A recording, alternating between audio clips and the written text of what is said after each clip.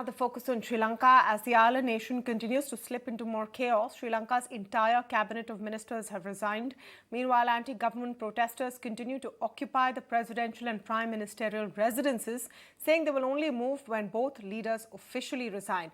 Remember, protesters breached the presidential palace over the weekend and since then have not moved from the spot. President Gotabaya Rajapaksa has said he will step down on 13 July and Prime Minister Renil Wickremesinghe says he will make way for an all-party government. Times Network's Priyank Tripathi joins in with his ground report.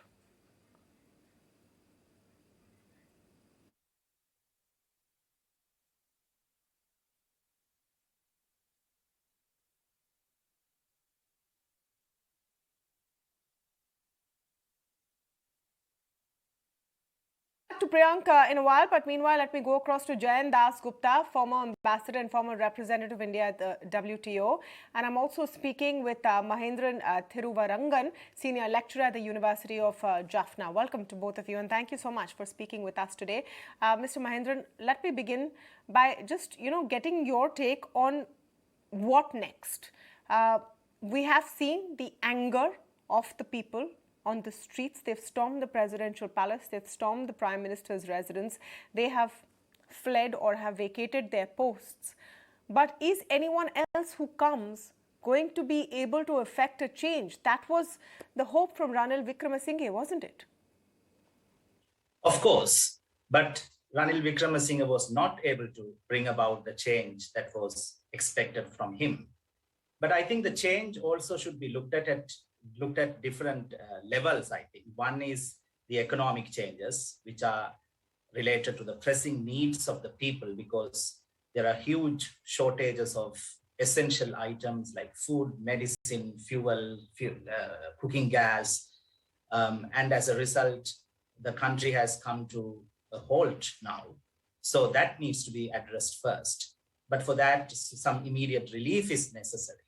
And also a long-term economic vision is also important to address that crisis. But I would also like to focus on the immediate political crisis that is unfolding at the moment, because now everybody is waiting for the resignation of the president and the prime minister. The president informed through the speaker that he would step down on the 13th of this month, that is 2 days from now. The political parties in the south are meeting and having discussions on forming an interim government. So the interim government will have to deal with addressing the current crisis and finding immediate relief to the people. So that's a big challenge that is awaiting the interim government. Yeah. Mr. Dasgupta, now in all of this, the interim government, of course, has a big challenge. We've talked about the same challenge with which this current government has been facing over the last few months. What is the kind of role India can play? And what are the limitations of that role? Of course, we've been helping with crude, with line of credit, etc. Is that nearly going to be enough to bring Sri Lanka back on its feet? I think it will not be possible for India alone to salvage the situation in Sri Lanka. India has already committed about $4 billion worth of lines of credit, and it is willing to, I think last month, there were talks of providing another $1 billion worth of credit. Now, this will, of course, not be able to, pull Sri Lanka out of this morass. Sri Lanka needs about $6 billion just to keep afloat for the rest of the year. It has, of course, defaulted in its payments of foreign debts amounting to about $7 billion. I think what is required now is for the IMF to act fast. And of course, there will be conditionalities. There will be harsh conditionalities which the Sri Lankan people will have to face in terms of higher taxes, in terms of various other things which come with an IMF bailout. So India will be able to ameliorate the situation by providing certain things to the Sri Lankan people. Oil is one of the things which India can provide. Food is another thing.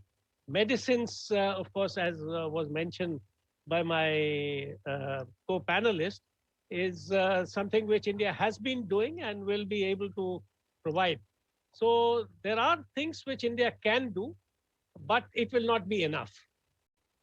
I think, Mr. Mahendran, it would help if you could contextualize for us this new bout of rage that we have seen from protesters over the last couple of days. Because we saw street protests in Colombo and across Sri Lanka for several days. Then there was a change at the top, though the president refused to step down until now. What has triggered this new wave? Despite a lot of measures being put into place, is it that there was no real relief on the ground? Yeah, the moment the economic crisis started to escalate, people took to the streets, and there were continuous protests on the Golface Green in Colombo. And then, people from different parts of the country contributed to these protests. Some people protested from their own locations. But what triggered this recent outrage is, I think, shortage of fuels, right? And people couldn't go to their workplaces. The schools had to be closed. Universities couldn't operate properly. Doctors couldn't travel to hospitals. Factories couldn't operate.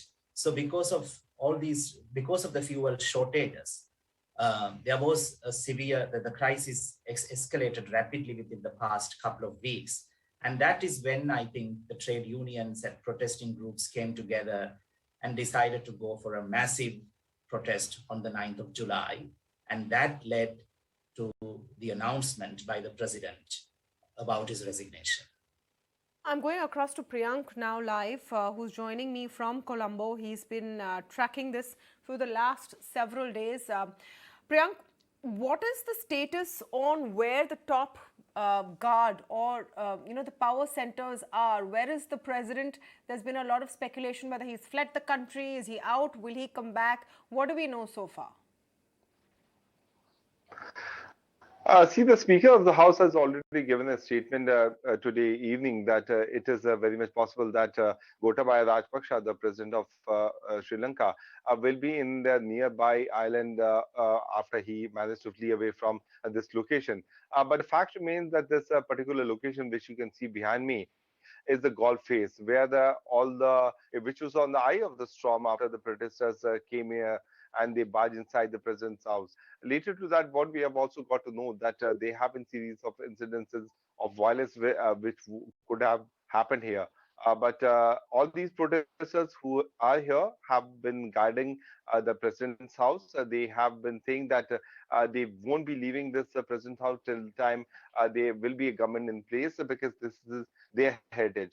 But as the panelists were also talking about, certainly it's a very harsher measures which can come up when the IMF can also be pitched into picture. But the opposition party is also eyeing on the presidential post, because Sajid Premdasa, who is the leader of opposition, have also managed to get ample number of parliamentarians. He's not talking to the media, which is certainly unlike Sajid Premdasa. So what it appears that on 20th, when it's expected that the new president can be appointed by the parliament, things can go in either of the side. What it appears that Gotabaya Rajapaksa could be stepping down as the president of the country on 13th. So things are certainly uncertain here in Sri Lanka. The protesters have gone back home, most of them who were on the streets, but there are many of them who are still guarding the president house since 3 days. So what are the protesters really demanding, Priyank? Because beyond a point, okay, Gotabaya has said he'll resign. Wickremesinghe is gone. But then what next? Because the inherent issues that are plaguing them are not likely to go away with a change of guard. If the latest trigger was a shortage of fuel, there is no fuel coming from anywhere just by these 2 or 3 or 4 or 5 people leaving. See, fuel is certainly something which you cannot break the chain, because the supply chain of the fuel need to go on every day. Even if you stop the supply of the fuel for the few days, the things can go out of control. But there's no money with Sri Lankans to buy the fuel from foreign countries because of the policies which were opted by Gotabaya Rajapaksa soon after he came back to the country. And because of these policies, things have certainly gone out of hand. While talking about what could happen in the past, sadly, there's no response which is coming out. But these set of protesters who have been guarding this uh, fortress, which is the president's house, what they are saying that they have come up with a list of demand, which has already been given to the parliamentarians, which obviously include the the resignation of the president and the prime minister of the country. But not even that, they also are demanding ample amount of subsidies for those Sri Lankas who have faced huge loss during the period of COVID time period, or what happened in 1998 when these hotels and all these prominent places were attacked under the were under the terrorist attack, because the tourist attraction is something which has been bringing money for Sri Lankans, which has certainly decreased since 1998. Back to Jayant Dasgupta on whether we will have to see the world sort of step in to save Sri Lanka from the brink. Anyone new who comes in will come in and face the same set of problems, isn't it? Yes, absolutely correct. And I think this is the time when the developed countries which have resources, they have to pull together their money and they have to come up to the rescue of the Sri Lankan government. Apart from the IMF loans, which would of course be for a longer period. So immediate measures are required. And just to put things in perspective, I think in the Ukraine-Russia war, the amount of aid which has been provided to one of the sides has amounted to tens of billions of dollars. Now, much less is required to rescue Sri Lanka and to save the people from a lot of misery and hardship. So that is one point I wanted to make. The second point I wanted to make is that there is some amount of jockeying which is going on to for the next presidency. According to, I think, Article 40 of the Sri Lankan Constitution, if I am right, if the president steps down before completing his 5-year term, then the prime minister takes over as president. And the parliament then selects who is going to be the prime minister along with his, and the prime minister will then select his cabinet.